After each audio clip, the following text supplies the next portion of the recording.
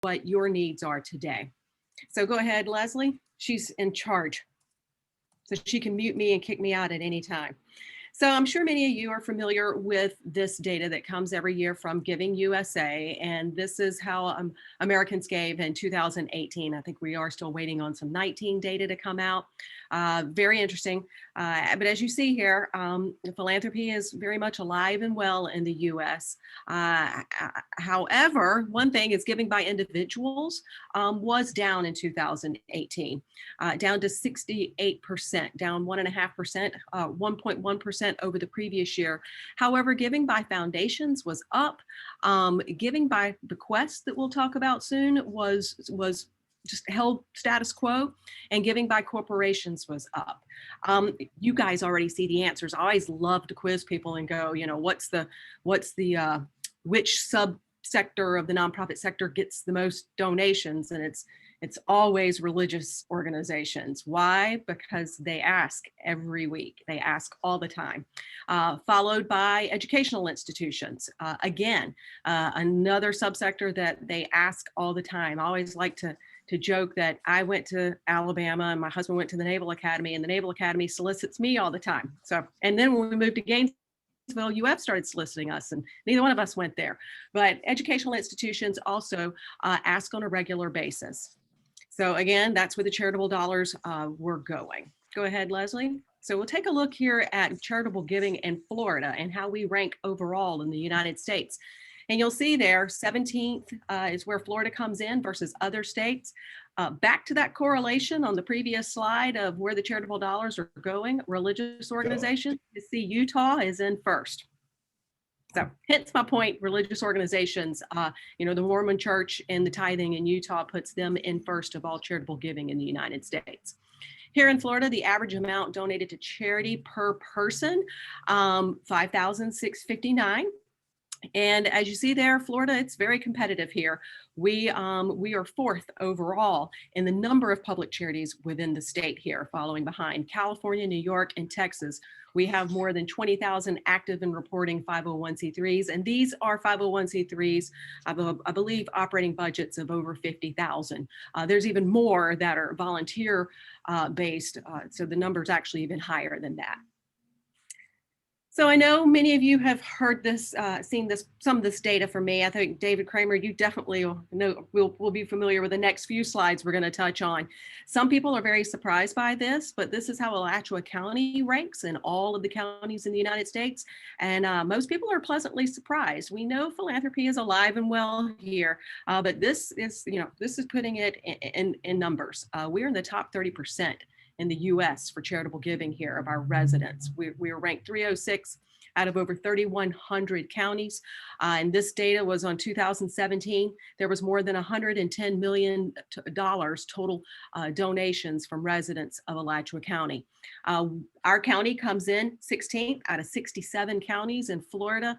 When you get down into the Southwest corridor, they tend to donate a little bit more. I think maybe age could be a factor there. We'll talk about that a little later on here when people are doing more of their planned gifts and bequests, leaving a legacy and thinking of the legacy that they want to leave behind. So the Southwest corridor, you'll see charitable giving is higher, but Alachua County, we're hanging in there. And you'll see that the average giving per itemizer in 2017 was just over 6,000. So well above the state average that I shared with you on the previous slide. So here you can show me by a show of hands. Has anyone heard of the transfer of wealth? Just raise your hands. I see Scott. Okay. All right. Good.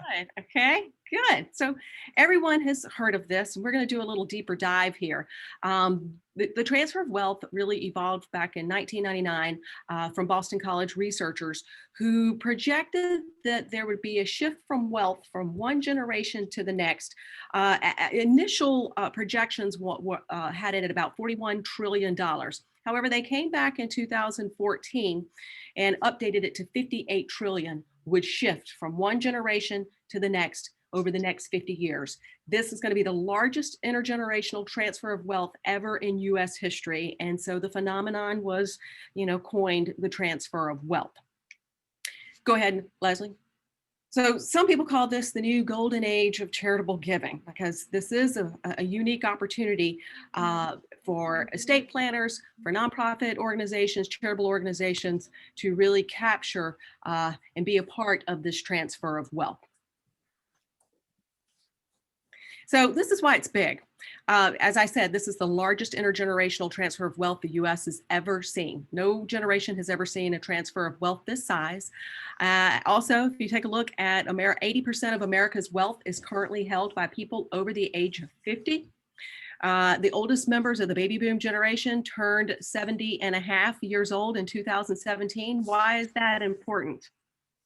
Anybody want to unmute?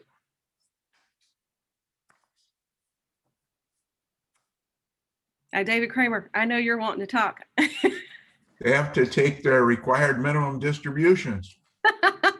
Exactly. And, they did have to pay taxes on it. There were some changes during COVID, but I imagine when everything settles back down, they're going to revert back to, if they take that RMD, that's what we call it here, they have to pay taxes on it. So it was a really wonderful opportunity for nonprofit organizations to get those RMDs, benefiting their organizations, and then the donor didn't have to pay taxes on them. So that's going to be a wait and see how that comes back. But yes, absolutely, David, you're correct. When you reach 70 and a half, you have to take a required minimum distribution from your tax shelter retirement accounts. And then the other reason this is important is because the shift from the one generation to the millennials is going to be very interesting to see. Millennials have very different spending habits, and a lot of industries are really worried about how they are not going to become obsolete. I mean, if you take a look, Blockbuster Video, my kids don't even know what that is. They barely know what Redbox is. Music, you look at books, you look at movies. Millennials and their spending habits have definitely shifted and changed. So it's very important that we be a part of the conversation of the transfer of wealth. So about, probably 8 to 10 years ago now, the Community Foundations of Florida came together, and we wanted to see what the transfer of wealth looked like for the state of Florida. And in particularly, we wanted to look at a county by county basis. So we commissioned the Center for Rural Philanthropy. They've done this for a number of other states, and we funded this study. So I want to share with you some of the results of this. So we're going to dial it down to take a look just here at Alachua County.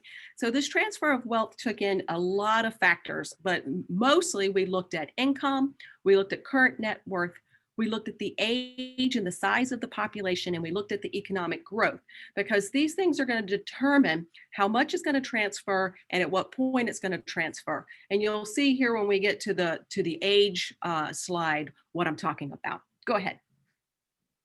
So these were some of the statistics going into it. Wealth in Florida. So you'll see here that this was the median household income between 2013 and 2017. Alachua County was below the national average. Florida was below the national average. Here was the current state of wealth here in Alachua County, and we have updated this since that initial report was issued. The current net worth here is just over $15 billion, with an average of approximately close to $150,000 average current net, that's supposed to be net worth, not new worth, per household. 19%, just over 19% of our residents here in our county are considered high wealth with an annual income of $250,000 and up. That is below the Florida average of 27%. 6% of the population here in Alachua County are millionaires, just 1% below the state average.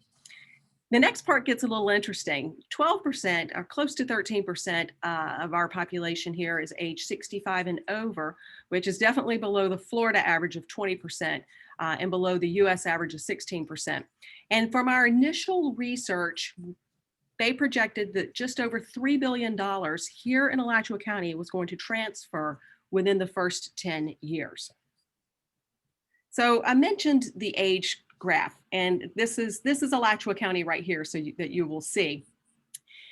The very top green that you'll see, that light green color, is the population of over age 75. And you'll see that going left to right, the left is 2010, shooting out 50 years to 2000, 60. Gosh, that seems so far out right now. So you'll see that the aging population is going to increase here. So which for us means we're going to see this transfer of wealth. While we're going to see some now, we're going to see it even more so farther out. You take down in like Naples or Sarasota, theirs looks actually a lot different. So they have a much larger, older population. So they're going to see a lot more wealth transfer in the first 20 years, as opposed to us. It's going to take a little bit longer, but we will get there. So why is this important? Well, wealth passing between generations really drives philanthropy. People start thinking about what kind of legacy they want to leave. You'll see individuals start creating family foundations because they want to engage their children or their grandchildren in philanthropy. Individuals start thinking about leaving endowment funds, either at a community foundation or for a nonprofit that they have supported during their life. So it's really, really important that we be a part, as I said, of that conversation. And this is a wonderful opportunity to talk about if nonprofits can capture, let's just say 5% in a planned gift. So planned giving, you're going to hear us talk about this even more as we go along here, is critical. And that's our role in this transfer of wealth. So wanted to show what it's going to look like for Alachua County. Go ahead next. If we could get 5% of the wealth that is transferring currently right now during this 10-year period of when the study was done, and even 50 years out. And this is where it kind of gets mind-blowing, or it gets me excited, but I'm a numbers geek. So as I said, the current net worth of Alachua County was $15 billion whenever this study was conducted. And as I said, the first 10 years, they projected that just over $3 billion was going to move from one generation to the next.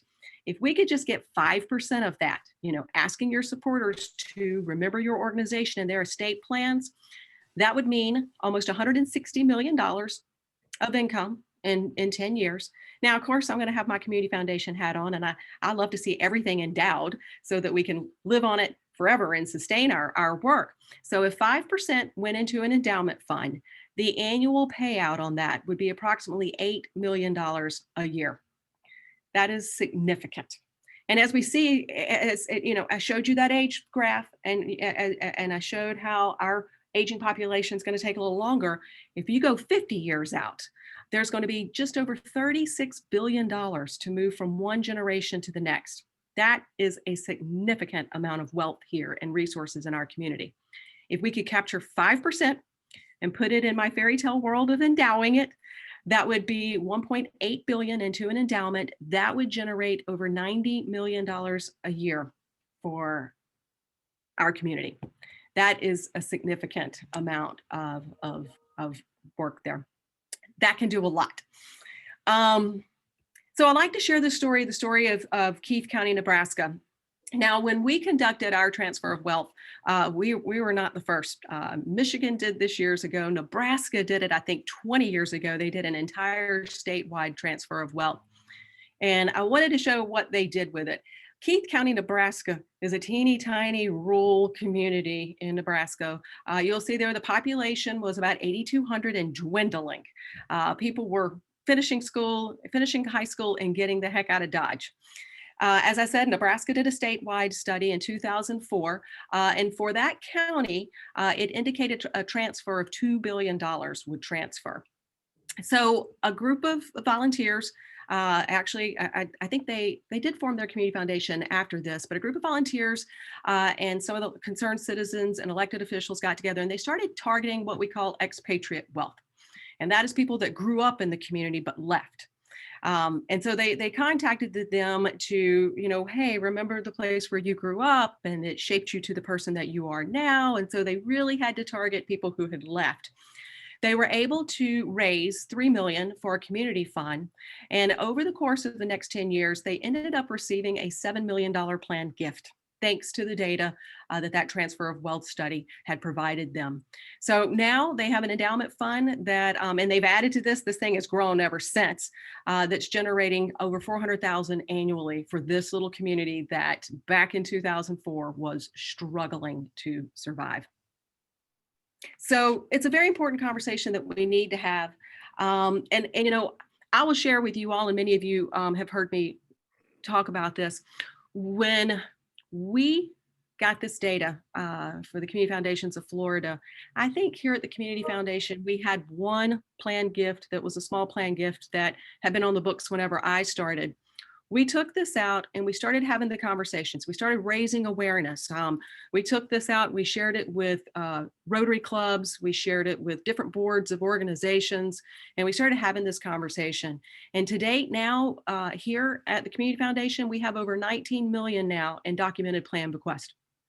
So it really is about starting the conversation. What does Alachua County mean to you?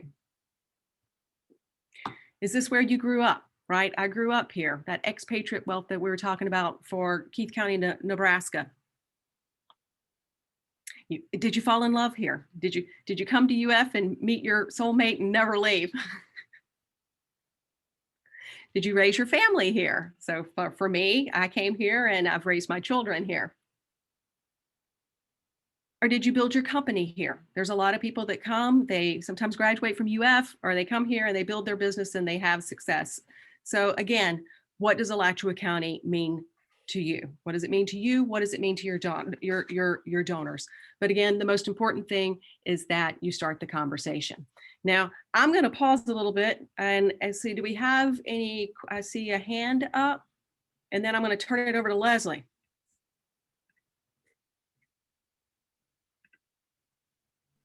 Did someone have a question they want to come off mute? Okay, we'll keep going, and we'll come back to some questions at the end. So now we're going to dive into endowments, and then we're going to come back to Barzal's conversation about transfer of wealth and helping with planned gifts, and really talk about how to build your endowments. But for now, we're just going to talk about what does an endowment mean. So starting at the very definition, why is definition necessary? Each nonprofit describes it differently. We've seen the term endowment used many different ways. Individuals have different ways of talking about it. So really to kind of get down to what does it mean when we're talking about it in the sense that we're talking about it today. So there are three different kinds, of support that you have at your organization. Your annual support, your reserve support, and then your endowment support. So I'm sure many of you on the call today have your annual support down. That's what really the core of what you do. Many of you have reserve funds that are there for rainy days, just trying to build up that reserve should you need it, should you have special projects, should you want to start a capital campaign. And then there's your endowment funds, which are really your permanent funds to sustain your organization. I think we had like 2 or 3 of you on the call today that have that endowment fund. So we're going to talk about that endowment fund today, and then really how to grow it for those that do have one, and how to start one. So again, endowment's the last component of your plan. You want to make sure that your annual fund is stable, that you do have those cash reserves, and then ultimately you can begin to build that endowment fund. So the definition of what we're talking about is a fund of money where the principal is held in perpetuity and invested. And so that way the principal is never touched, and you're really going off of the returns of investment on that endowment fund. So that's what we mean when we're talking about the word endowment. So of course, this is probably the first question we get is how much money will you need to really make your endowment effective? So here's little tricks that we use is you can calculate what's available to spend from your endowment each year as a percentage of principal. And typically it's about 5% depending on what the market looks like. So that translates to for every $20 that you have in endowment, you'll get $1 in return for operating. So that kind of helps you do the math. And we're going to dive deeper into the math here so you can get a better understanding of, what should an endowment, a healthy endowment from an organization look like? What should an endowment fund? And we can, for my organization. So we're going to dive into that. So here's some more math. So if you put $10,000 in an endowment fund and it returns 5%, $500, 100,000, 5% return, 5,000, and so on. So if you want to say you're trying to fund staffing for your organization, you're trying to fund something into a building or something into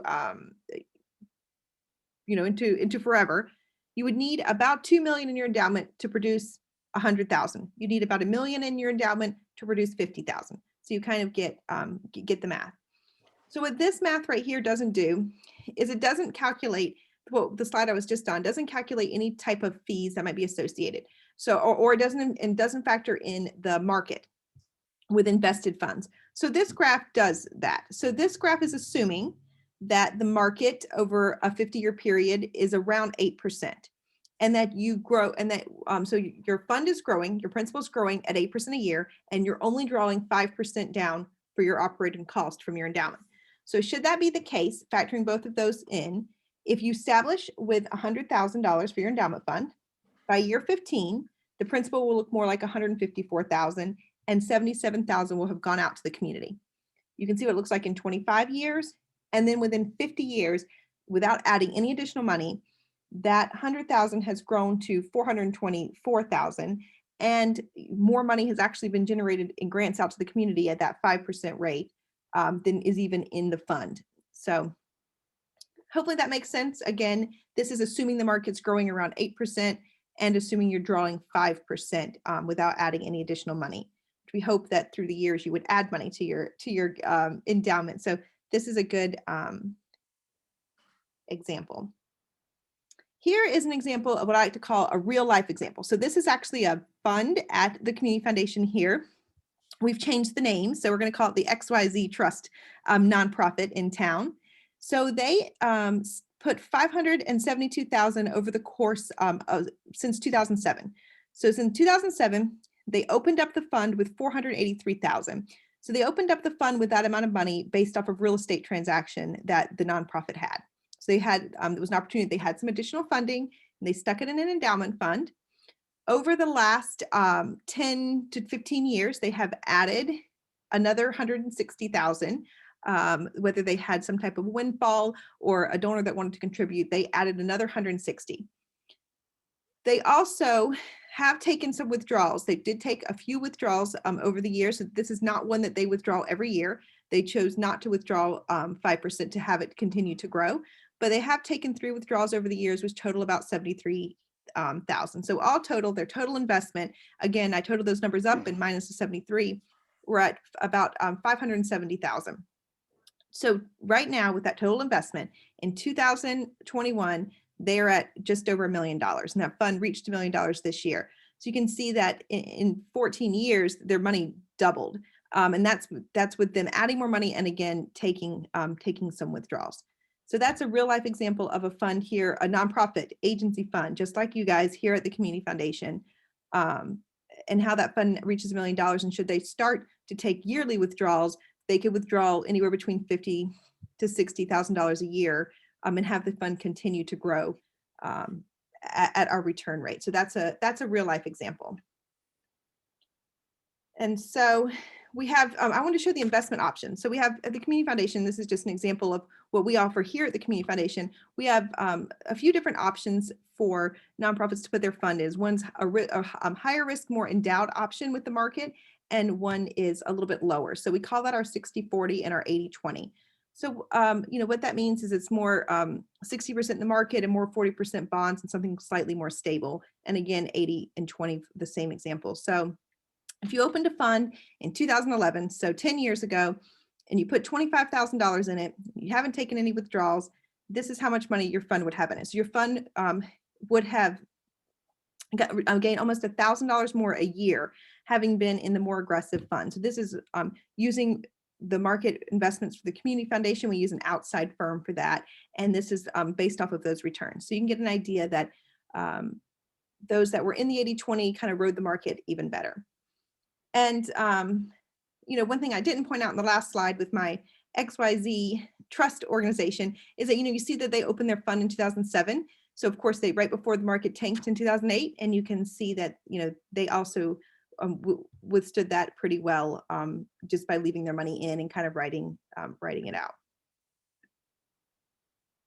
So I want to go back to check your readiness. So Barzella, I think I'm gonna pass this back to you to talk about readiness, and then we'll get into doing a readiness quiz.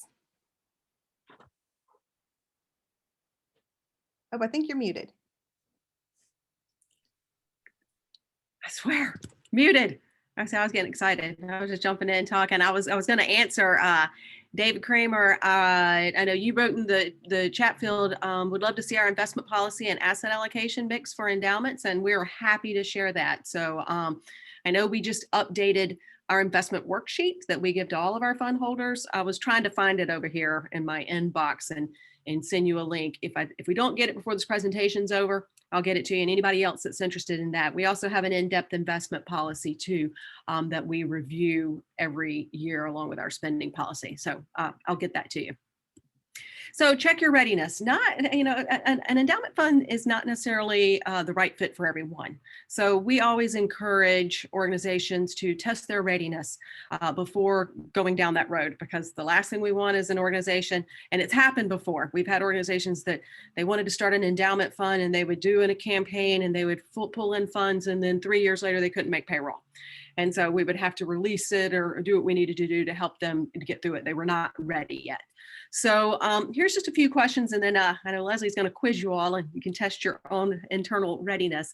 But does your organization serve a purpose or a need that is likely to exist on a long-term basis? We always like to joke that nonprofits go into the business of going out of business because you're trying to fix an issue or solve an issue or a social issue. And so once you solve that issue, you're out of business, but that's a good thing. But is your organization set up that there's going to be a long-term need? So that's question number one. Do cyclical economic variances impact the receipt of annual or special event gifts? I think 2020 has tested us all in that realm, that if your event fundraisers are canceled or if the economy tanks, are you going to feel that impact, or will you be able to sustain that impact? That's a very important question to ask, because if you can't sustain that yet, you might not be ready for an endowment. Is your organization facing increasing operating cost? I think that's probably a perpetual yes for everyone on the call, but are you facing increasing costs that you are trying to fundraise and meet that difference? Are you facing increased competition? So are there other shops that are coming in and offering kind of the same services that you do? Does your organization have new programs that can't be operated because they lack funding? That would be another thing to consider before embarking on an endowment. Do you anticipate future needs that are going to require funding? So again, long-term planning. Are you dependent upon grants? That would be another, maybe a red flag that you might not be ready for an endowment if you're dependent on grants, if you don't have that sustained donor base yet.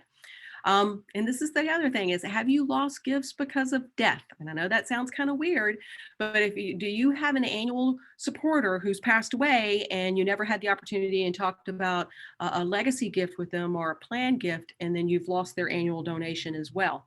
That would be another readiness to test. So a few factors to consider to make sure your mission is compatible. That goes back to, are you an organization that is addressing a long-term need? Do you have the infrastructure in place for the financial management of an endowment fund? I don't know if we included it here. There are a couple of options. Some nonprofits like to manage their endowment funds internally, and they have the expertise either on staff or on the board to do so. Some park theirs here at the Community Foundation. Actually, one of our first ones was ACT, the Lateral Conservation Trust. I love that one, and that was established a long time ago. And and I asked, why are you doing this? And they said, because my board's not equipped to handle the investments of this. We're passionate about conservation. So, do you have the financial infrastructure to manage the endowment fund? And that goes right into also the governance and the structure. And you'll see in a few slides further in, that you got to make sure that you have the policies in place, investment, spending, reviewing that and making sure you're in compliance as well if you are managing your endowment fund internally. And then also, do you have the capacity to develop funds? Do you have development staff, or do you have dedicated volunteers? And one thing I like to always ask, is your board behind it? So if you got to make sure you have the cheerleaders and the support for it before you embark on that. So I think next, Leslie, you're going to quiz everybody. Yes. So